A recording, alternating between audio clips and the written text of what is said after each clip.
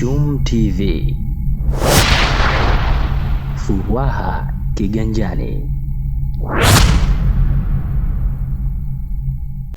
Wito wangu kwa wananchi, wakisikia jambo kama hili, tuje tujitokeze, kwa sababu ukija hapa unapata dawa, unapimwa, unajijua una matatizo gani. Sasa ukishapimwa, ukishajijua una matatizo gani, unapata na dawa kabisa. Unajijua na afya yako uko afya yako iko vipi. Sasa ukishapimwa utajijua kama iko wapi, afya yangu nzuri au nina matatizo. Sasa kama una matatizo, ndio pale madokta watakupa dawa yale matatizo yako ulionayo. Nawaambia wananchi wenzangu wote, wakisikia fursa kama hizi za kupima afya zetu, basi tujitokeze kwa wingi, kwa sababu tutajijua afya yetu iko vipi na unaishi kwa usalama. Ushapimwa, unaishi kwa usalama na amani, na kama kuna matibabu basi unapata bure. Yamezidi utaandikiwa cheti, utakwenda kutafuta dawa hospitali. Lakini wako vizuri madaktari, na ninawapongeza sana, naipongeza sana Serikali ya Mapinduzi. Zoezi hili liwe endelevu kwa kujua afya zetu jamani.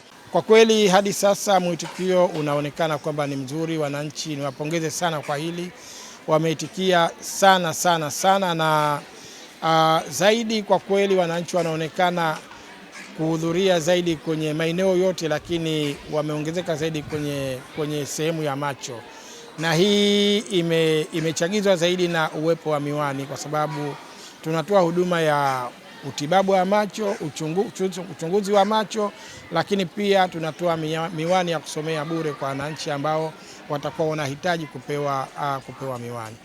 Kwenye vipimo kwa kweli bado tunaendelea, na bahati nzuri mpaka sasa hivi inaonekana hali iko vizuri. Lakini niseme tu kwa nini tumekuja Kisauni, ni kwamba ni utaratibu wetu wa timu ya afya kufanya mazoezi haya mara kwa mara. Tulifanya zoezi kama hili katika shehia ya Pangawe, tulishafanya katika shehia ya Taveta. Sasa tukaona mara hii tuje na upande mwingine ambao ni upande huu wa Kisauni, Fumba na Maungani. Kwa hiyo hapa tunategemea tutakuwa na wananchi wa maeneo ya Kisauni, maeneo ya Maungani, lakini na shehia za jirani ambazo zipo katika maeneo hapa ikiwemo Tomondo.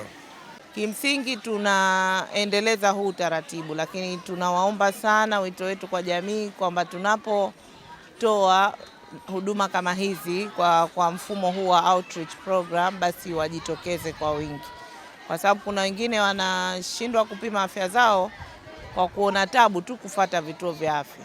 Ingawaje kwa wilaya yetu hatuna tatizo la umbali wa vituo vya afya. Sisi kwenye wilaya hii hakuna mwananchi anaoenda zaidi ya kilomita 3 kufuata huduma ya afya, lakini hata hivyo bado wapo ambao wanaona tabu kwenda kwenye vituo vya afya. Kwa hiyo ndio maana tunafanya huduma hizi za nje kwenye maeneo mbalimbali kuwasogezea karibu wananchi huduma hizi. Wito wangu kwa timu yetu ya afya iendelee na kufuatilia na kuona kama kuna shehia ambazo tunahitaji kufanya hivi, basi tuendelee kutoa huduma hizi nje ya vituo vya afya mara kwa mara, na wananchi wanapotangaziwa kupitia masheha wao basi wajitokeze kama ilivyo leo. Mimi nina imani leo ikifika saa 10 basi tutakuwa na idadi kubwa ya wananchi waliojitokeza.